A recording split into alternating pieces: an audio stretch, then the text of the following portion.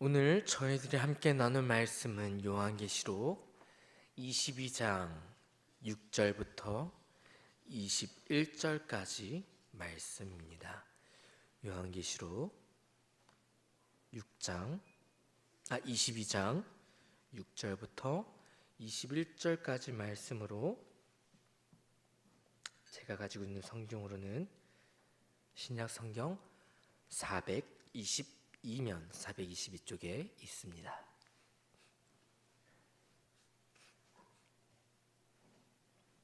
다 찾으신 줄 믿고 저와 한 목소리로 합독하겠습니다.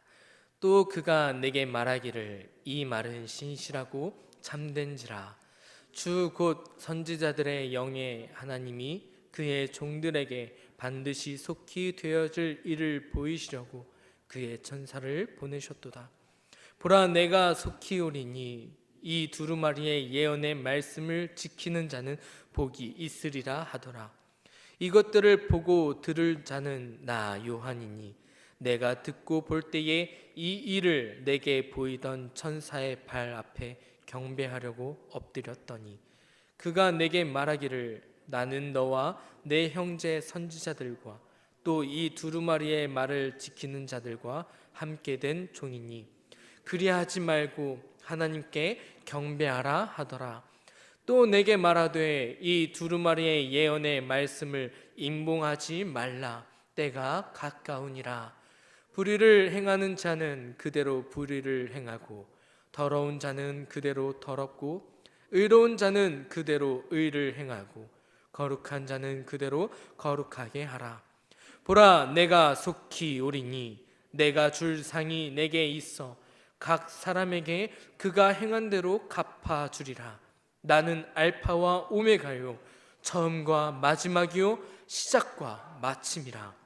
자기 두루마리기를 빠는 자들은 복이 있으니 이는 그들이 생명나무에 나아가며 문들을 통하여서 성에 들어갈 권세를 받으려 함이로라. 개들과 점술가들과 음행하는 자들과 살인자들과 우상 숭배자들과 및 거짓말을 좋아하며 지어내는 자는 다 성 밖에 있으리라. 나 예수는 교회들을 위하여 내 사자를 보내어 이것들을 너희에게 증언하게 하였노라. 나는 다윗의 뿌리요 자손이니 곧 광명한 새벽별이라 하시더라. 성령과 신부가 말씀하시기를 오라 하시는도다. 듣는 자도 오라 할 것이요 목마른 자도 올 것이요 또 원하는 자는 값없이 생명수를 받으라 하시더라. 내가 이 두루마리의 예언의 말씀을 듣는 모든 사람에게 증언하노니 만일 누구든지 이것들 외에 더하면 하나님이 이 두루마리에 기록된 재앙들을 그에게 더할 것이요 만일 누구든지 이 두루마리의 예언의 말씀에서 제하여 버리면 하나님이 이 두루마리에 기록된 생명나무와 및 거룩한 성의 참여함을 제하여 버리시리라. 이것들을 증언하신 이가 이르시되 내가 진실로 속히 오리라 하시거늘 아멘. 주 예수여 오시옵소서. 주 예수의 은혜가 모든 자들에게 있을지어다. 아멘. 우리 성도님들은 예언을 믿으십니까? 자고로 예언이라 함은 시대 상관없이 많은 사람들이 흥미를 가졌고 수많은 예언가들이 미래를 예언하며 그것이 정말 이루어질 것인가에 대해 많은 관심을 갖고 있습니다. 그렇다면 현재 2023년에는 어떤 예언이 있을까요? 16세기 의사이자 점성가였던 인류 역사상 가장 위대하고 놀라운 예언가다라고 불리우는 노스트라다무스라는 사람이 3차 세계대전을 예언하였는데 그 내용인즉슨 이렇습니다. 앞에 화면을 잠깐 사진을 띄워주실까요? 네, 이 사람이 노스트라다무스라는 사람인데 2022년 봄에 유럽 주변에서 전쟁이 발생하게 되는데, 그것이 계속해서 이어져 결국에는 파란 머리는 하얀 머리가 될 것이며 양쪽 모두 피해를 입을 것이다 라고 16세기에 예언을 하였다고 합니다.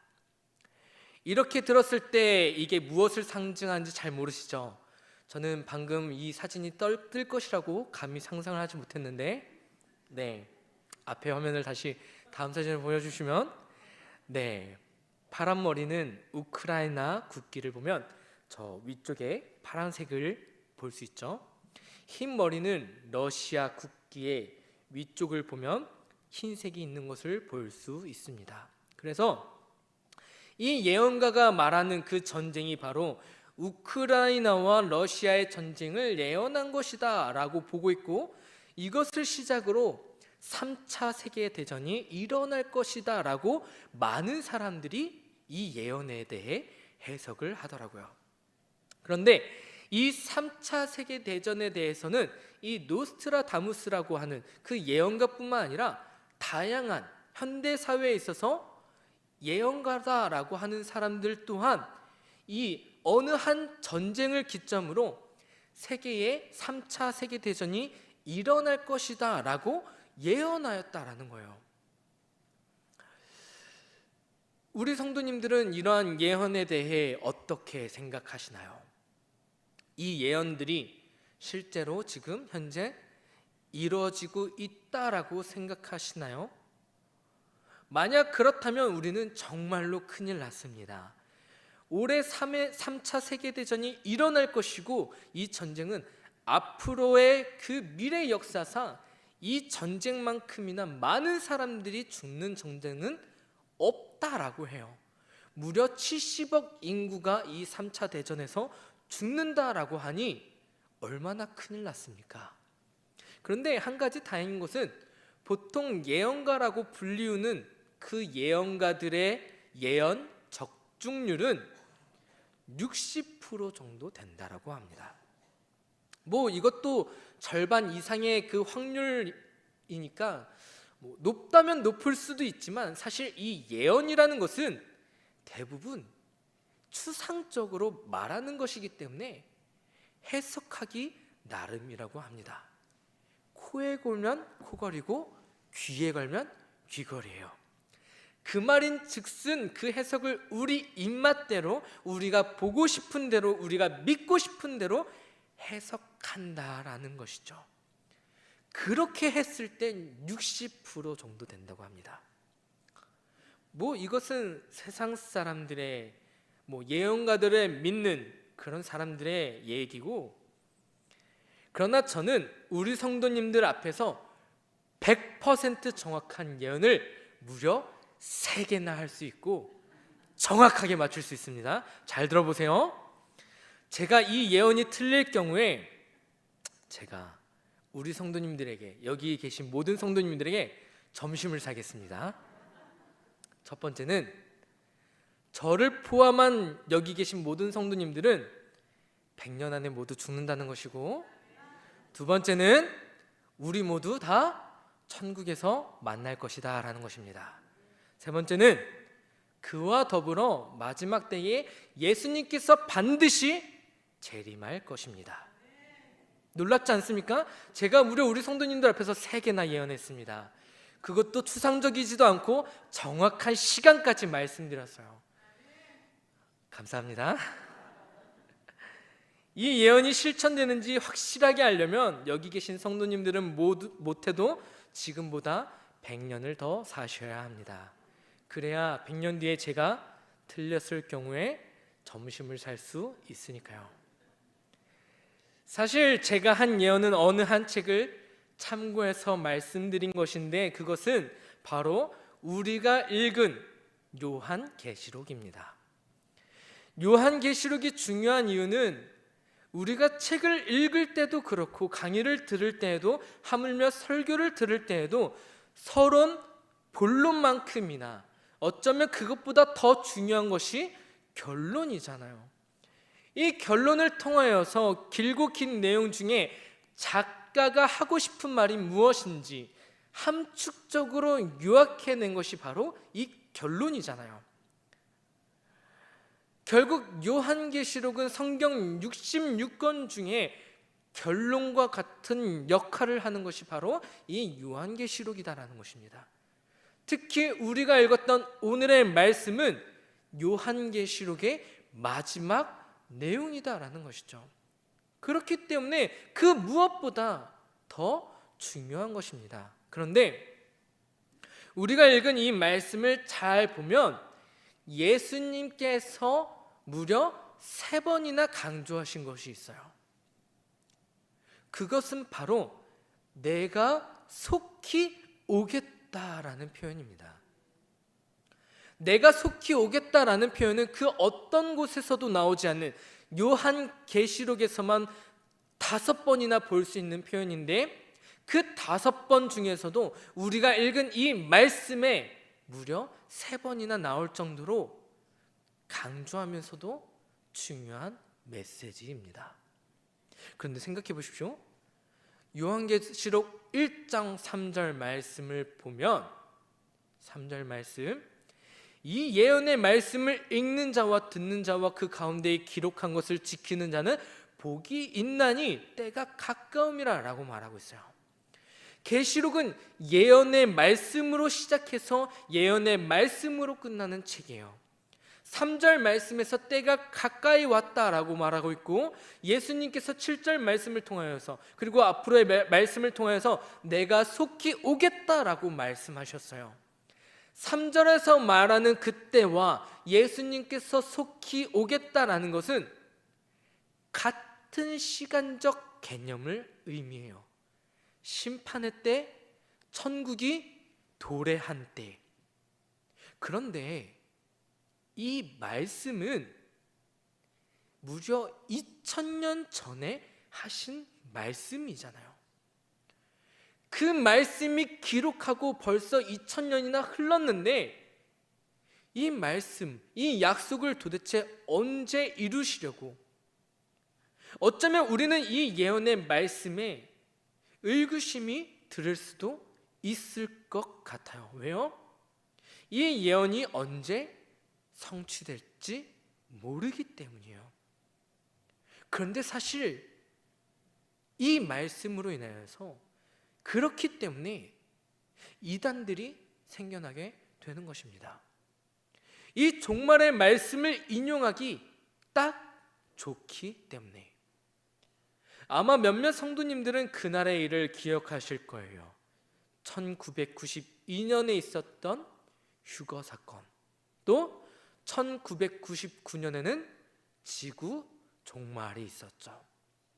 이 지구 종말 사건은 우리나라뿐만 아니라 전 세계적으로도 큰 이슈였었습니다. 그러나 그렇게 시끌벅적했던 것과는 다르게 종말이 왔습니까?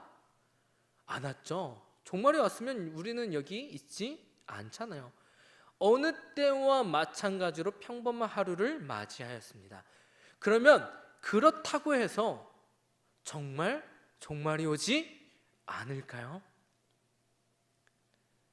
제가 최근에 등산에 취미를 붙여볼까 싶어서 지난주에 아버지와 관악산을 가게 되었습니다. 관악산에 간 것도 사실 조만간 지리산에 한번 가보고자 마치 등산은 이런 거다 하고 예행 연습처럼 가게 되었는데, 지리산에 대해 정보를 좀 찾아보고자 영상을 찾아보게 되었어요. 그런데 어느 일상생활을 찍는 어떤 여자 유튜버가 그 지리산을 등반하는 것을 찍었는데, 보니까 처음 등산한 게 한라산이었고 이후 2번째로 등산한 게 지리산이었더라고요. 평생 등산이라는 것을 안 해보다가 그 힘든 산을 등반하려니까 얼마나 힘들겠어요. 올라가다가 너무 힘들어서 하산하는 사람에게 얼마나 더 가야 정상이냐고 묻는데 그 사람이 뭐라고 대답하였을까요? 조금만 더 가면 된다고, 다 왔다고, 정상이 얼마 남지 않았다고. 그렇게 무려 1시간을 더 올라갔는데 도저히 계단의 끝이 보이지 않는 거예요. 그래서 또 다른 하산하는 사람을 붙잡아다가 얼마나 더 가야 되냐고 물어봤더니 그 사람도 말하길 저것만 올라가면 정상이래요. 정말 정상이었을까요? 그렇게 무려 2시간을 올라가고 나서야 지리산 정상에 도착을 했더라고요. 누군가는 시작이 반이라고 할 수 있고 누군가는 이제 시작이야 라고 생각하듯 똑같은 시간을 가졌다고 했을 때 그 시간을 어떻게 생각하느냐에 따라서 그 시간의 개념이 달라지게 됩니다. 종말을 생각하게 될 때에 우리가 생각하는 것과 하나님이 생각하는 그때가 전혀 다르다라는 거예요. 마치 1999년에 대부분의 사람들이 종말이 올 것이다 라고 예상했지만 정작 종말이 오지 않은 것처럼 말이죠. 그런데 한편으로 다르게 생각해 보면 그것이 참 감사한 것이 내가 속히 올 테니까 너희들 딴짓하지 말고 내가 너희들에게 주는 말씀 잘 지켜 그러면 복 받을 거야 라고 하는 그 말씀으로 인하여서 많은 사람들이 종말에 대비해 하나님을 잘 믿고 구원받게 되었다라는 것이죠. 비록 종말이 오지 않더라도 말이죠. 이것이 복 아니겠습니까? 마치 열처녀 비유와 같은 것이에요. 내가 신앙적으로 종말에 대해 그 대비를 잘 준비하였더라면 정말 언제 올지 모르는 그 종말이 내가 살아있을 때 이때에 도래할지라도 우리는 그것이 두렵겠습니까? 두렵지 않아요. 오히려 그것은 기쁜 일입니다. 마치 우리가 읽었던 8절 말씀에 요한이 그 모든 것을 듣고 보았는데 그것이 너무나 기뻐서 천사에게 경배하였던 것처럼 종말은 기쁜 일이 될 것입니다. 그런데 그것을 준비하지 못하면 어떻게 될까요? 종말이 두려운 것이에요. 모든 것이 한순간에 사라지기 때문에 내가 누릴 수 있는 것들이 한순간에 없어지게 되니까 종말이 두렵게 되는 거예요. 제가 전에 수요 설교 때 언급한 적이 있었는데 해외에서 당장 내일 지구가 멸망한다면 당신은 무엇을 하시겠습니까?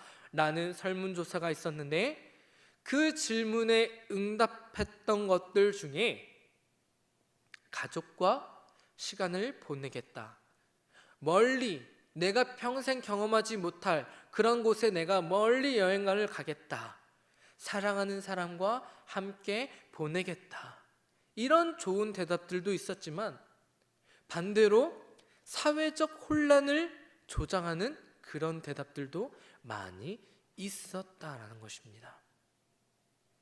예를 들면 건물에 불을 지른다던가 강간, 강도, 살인 이런 것들을 내가 해보고 싶다. 이렇게 생각하는 게 우리가 봤을 때 정상적인 사고가 아닌 것 같잖아요. 그런데 우리가 92년도 휴거설이 돌자 우리나라도 상황이 비슷했습니다. 99년에 있었던 그 종말의 사건 또한 상황이 비슷했어요. 흥청망청 돈 쓰는 사람도 있었고 윤리적으로 도덕적으로 타락했던 그 행동들. 왜요? 어차피 죽으면 끝인데 남는 게 뭐가 있어? 정말 종말이 올 것을 생각하니까 두려운 거예요. 그 두려움이 그런 잘못된 행동으로 나타난다라는 것이죠. 그런데 하나님께서는 그런 이들도 포기하지 않으시는 분이십니다. 왜요? 10절 말씀에 그 예언의 말씀을 봉인하지 말라라고 말씀하고 계세요. 그 말인즉슨 뭐예요?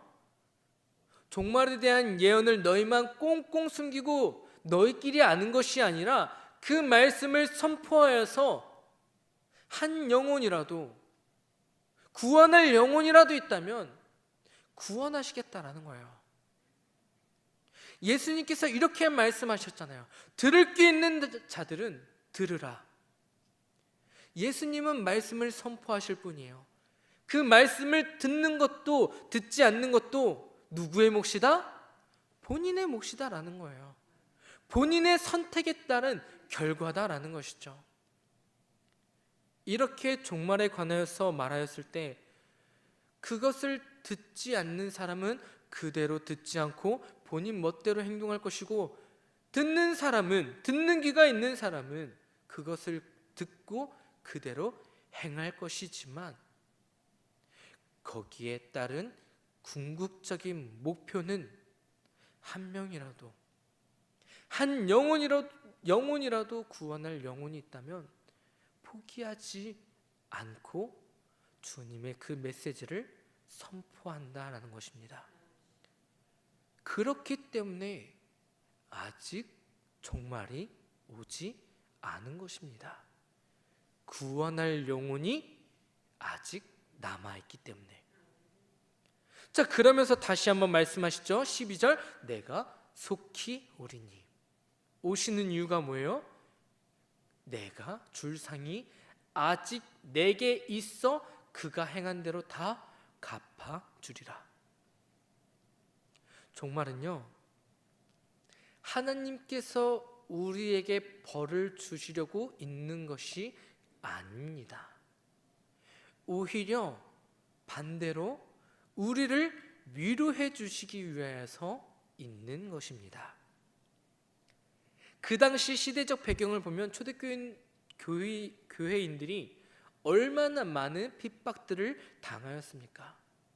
당장 요한만 보더라도 귀향에서 쓴 것이 바로 요한계시록이잖아요. 예수를 믿는다는 것은 결코 쉬운 일이 아니었습니다. 그런데 그들이 지키려는 그 믿음, 그 믿음의 모습을 주님께서 보고 그냥 지나치는 것이 아니라 그들의 믿음에 따른 상을 내가 갚아주겠다라는 것입니다. 14절 말씀에 나오는 두루마기를 빠는 자가 바로 이것입니다. 내 죄악에서 벗어나, 내 죄악된 것에서 벗어나 하나님의 계명을 지키는 것, 하나님의 계명을 지키는 자, 어떠한 상황과 환경 속에서도 하나님의 계명을 지키는 자는 아담과 하와의 그 범죄로 인하여서 막혀 있었던 그 생명나무로 나아갈 자격을 준다라는 것이에요. 더불어 예루살렘 성으로 들어가 진정한 하나님의 백성이 될 것이다 라는 것이죠. 반대로 하나님의 계명을 지키지 않고 그렇지 못한 사람들은 어떻게 돼요? 하나님의 성전인 그 예루살렘 성으로 들어가지 못할 것이다 라고 말하고 있습니다. 또한 하나님께서 이 말씀 가운데에 기록하신 그 재앙들을 반드시 그들에게 내릴 것을 경고하십니다. 그럼 이렇게 생각해 볼 수 있을 것 같아요. 우리의 신앙이 초대교회와 다르게 어떤 핍박이 우리들 가운데에 있나요? 우리들의 삶 가운데에 어떠한 고난이 있나요? 저는 이렇게 말씀드리고 싶어요. 지금 이 상황이 고난이고 핍박입니다. 우리들의 편안한 이 삶의 모습 속에서 나타나는 안일한 신앙. 15절 말씀에 개들과 여기서 개들은 악인을 뜻하기도 하지만 동성에 관련된 그런 자들을 뜻하기도 합니다. 뒤에 나와서 점술과 음행하는 자들, 살인자, 우상 숭배하는 자, 거짓말을 하는 자, 우리 주변에 다 있어요. 인권이라고 하면서 동성에 관련된 사람들을 보호해주기 시작했습니다. 또한 제가 비교적 최근에 알았던 건데, 유치원에서, 어린이집에서 남녀라는 성별에 관해서 그 뜻이 모호해지기 시작했어요. 이제는 우리나라에서도 여자가 아빠가 될 수도 있고 남자가 엄마가 될 수도 있다라고 가르치기 시작했습니다. 또 숙제로 종교에 대해서 가르치기 시작했습니다. 너가 신이 된다면, 너가 종교가 세워지게 된다면 그 종교는 어떤 종교가 있을까? 그렇게 너희들이 조사해봐라 라고 학교에서 가르치고 있다는 것입니다. 미국에서 벌어지고 있는 그 신앙에 관한 창조론 이런 것들에 대해 발언했을 경우에 벌금을 내고 이제 그것이 더 이상 그들의 문제, 다른 나라의 문제가 아니라 우리들도 곧 닥칠, 우리들도 조금씩 경험하고 있다라는 사실입니다. 그런데 여기 계신 성도님들 중에 그런 심각성을 아시고 있는 성도님들이 얼마나 많이 있으세요? 저도 비교적 최근에 그 사실을 알았어요. 최근에 뉴스 기사를 본 것이 있는데 어느 마을에 있는 대형 교회가 카페로 바뀌게 되었는데 그게 요즘 젊은 친구들 사이에서 유행하는 핫한 장소가 되어서 그 마을로 들어가려면 차로 몇 시간이나 줄을 서야 들어갈 수 있다라고 합니다. 그런데 그 카페가 주차장이 좁은 것도 아니라 100몇 대를 세울 수 있는 주차장이 있음에도 불구하고 그 카페에 들어가려면 몇 시간이나 줄을 서야 된다라고요. 근데 그 마을에 있는 사람들이 너무나 불편하고 열받아서 그 마을로 들어갈 수 있는 하나뿐인 입구를 트랙터로 막았다라고 합니다. 그게 뉴스에 나왔어요. 제가 말하고 싶은 것은 교회가 점점 문을 닫고 있다라는 거예요. 우리 성도님들도 들어봤을 거예요. 유럽에 있는 교회들이 술집으로 변하고 그럼 카페 이런 것들로 변화되고 있다라는 것. 이것이 우리나라의 문제로 바뀌고 있습니다. 그것이 시골도 아니었어요. 찾아보니까 인천 쪽에 있는 어느 한 교회더라고요. 우리는 이렇게 우리가 잘 믿고 있다라고 생각하고 있지만 어쩌면 우리가 이러한 안일한 신앙을 가지고 있으면서 세상은 점점 더 빠르게 변화하고 있어요. 우리의 안일한 신앙으로 인해서 우리는 사태의 심각함을 모르고 있습니다. 그것이 고난이며 핍박 아니겠습니까? 우리만 잘 믿으면 뭐예요? 잘 믿는다고 할 수도 없는 것이 우리의 신앙 또한 간절함이 없잖아요. 왜요? 우리의 생활 보면 얼마나 편안합니까? 우리는 더 이상 부족한 것이 없어서 주님을 부르짖을 일이 많이 없게 돼요. 사랑하는 성도님들, 종말은 반드시 옵니다. 그것이 정말 내일이 될 수도 있고 우리가 살아생전에 그것을 볼 수도 없어요. 그러나 우리는 언제 올지 모르는 종말이라고 해서 넋놓고 있는 것이 아니라 언제 오실지 모르는 그 종말에 언제나 준비하고 있어야 합니다. 예수님께서 3번이나 말씀하셨잖아요. 내가 속히 오리라. 예수님께서 이 땅에 오셨을 때 우리 성도님들은 어떤 반응을 보이시겠습니까? 예수님의 계명을 지켜 하나님의 성전에 들어가는 거룩한 백성이 되시겠습니까? 아니면 악의를 행하며 하나님의 성전 밖에 거하는 백성이 되시겠습니까? 우리가 마지막으로 20절, 21절 말씀을 함께 읽어볼까요? 20절, 21절 말씀입니다. 시작. 이것들을 증언하신 이가 이르시되 내가 진실로 속히 오리라 하시거늘. 아멘. 주 예수여 오시옵소서. 주 예수의 은혜가 모든 자들에게 있을지어다. 아멘. 우리가 오늘의 말씀을 기억하면서 주님의 뜻대로 주님의 시간에 오시옵소서.